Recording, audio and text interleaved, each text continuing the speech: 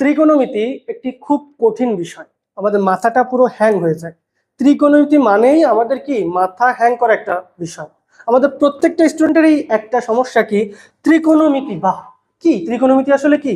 বিশেষ করে নবম শ্রেণী হলো ত্রিকোণমিতির যাত্রা শুরুর একটা পথ।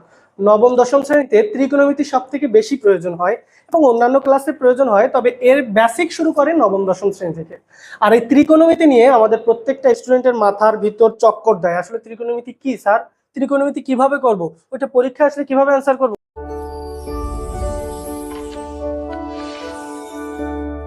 আসলে পরীক্ষায় আসা তো দূরে থাক, ওর যে সূত্রগুলো আছে ওইগুলো বা আমরা কিভাবে শিখবো, এটা শেখার জন্য আজকের এই ক্লাসটা কেউ মিস করবে না। এই ক্লাসটায় আমি এই সূত্রগুলো এমনভাবে বুঝিয়ে দেব যে একেবারে ইজি, মাথার ভিতর ঢুকে যাবে এমনভাবে যে তোমাদের আর এইটা নিয়ে দ্বিতীয় কোনো চিন্তা ভাবনা করতে হবে না। তাহলে আজকে আমরা ক্লাসটা শুরু করব ত্রিকোণমিতির এই সূত্রের। ত্রিকোণমিতির এই সূত্রের জন্য আমাদের ছোট্ট একটা সার্কেল দেখতে পাচ্ছ, এখানে আমরা ছোট্ট একটা বিষয় আগে থেকে তুলে রাখছি সময়ের বাঁচানোর জন্য, অর্থাৎ ভিডিওটা শর্ট করার জন্য এটা তুলে রাখছি। এখানে আমি সবগুলো ত্রিকোণমিতির যে প্রয়োজনীয় জিনিসগুলো অর্থাৎ sine cos tan cot sec cosec সবগুলোই সিরিয়াল বাই লিখে রাখছি। একটু এলোমেলো আছে কারণ কি এটা আমাদের সূত্রের সুবিধার্থে। এখানে দেখো প্রথমে আছে sine cos cot cosec sec tan এবং এটার মাঝখানে একটা রাখছি অন।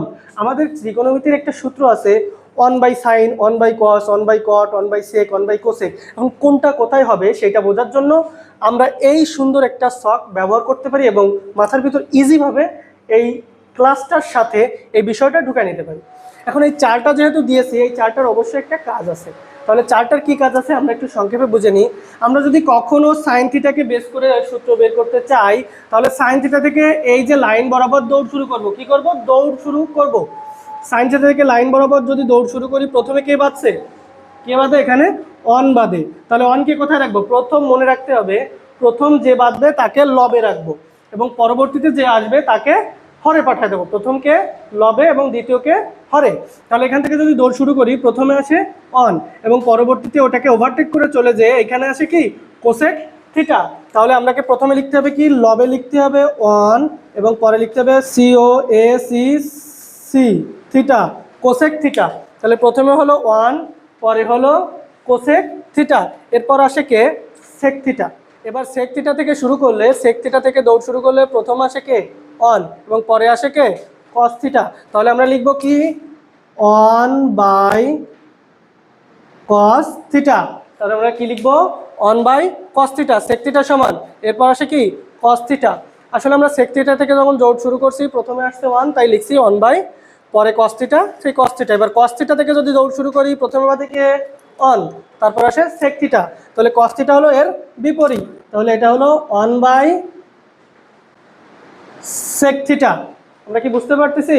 যদি কেউ না বুঝি অবশ্যই কমেন্টে জানাবেন যে স্যার এইটাই সমস্যা, এই টপিক্সের সমস্যা। অবশ্যই সেই বিষয়ে বিস্তারিত ক্লাস নিয়ে আপনাদের সামনে আসবো। আর যে কোনো সমস্যা হলে অবশ্যই কমেন্টে জানাবেন। পরবর্তীতে আসেন, পরবর্তীতে আছে কি ট্যান থিটা।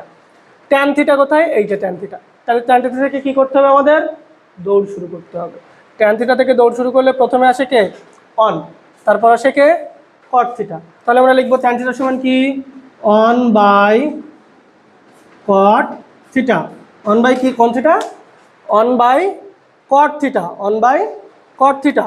তারপর আসে কে কট থিটা। তাহলে কট থিটা থেকে আবার উল্টা দৌড়, দৌড়াই দৌড়াই দৌড়াই এখানে এসে আসলো কি অন, তারপর আসো ট্যান থিটা।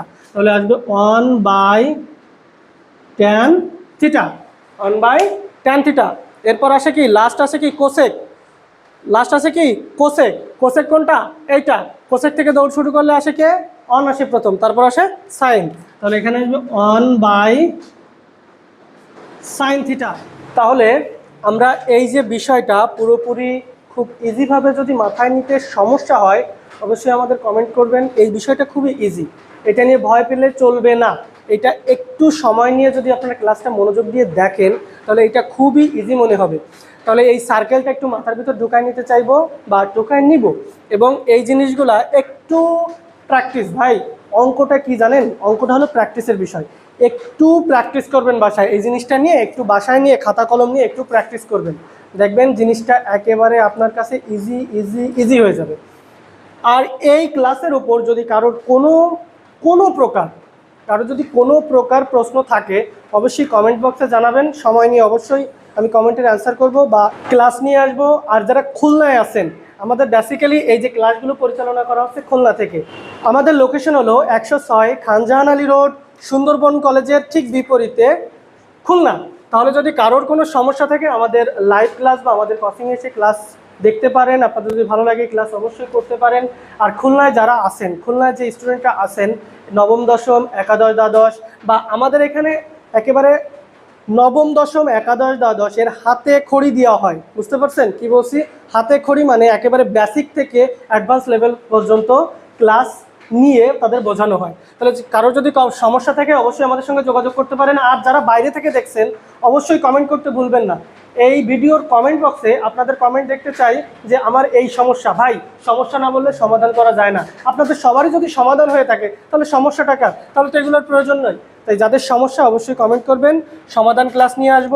আমাদের সাথে থাকবেন, লাইক কমেন্ট শেয়ার এবং ফলো দেবেন। যারা ইউটিউব থেকে দেখছেন তারা সাবস্ক্রাইব করবেন, যারা ফেসবুক থেকে দেখছেন তারা অবশ্যই ফলো দিয়ে সাথে থাকবেন এবং সময় সোপানের সাথে থাকবেন। সবাইকে আন্তরিক শুভেচ্ছা ও ধন্যবাদ।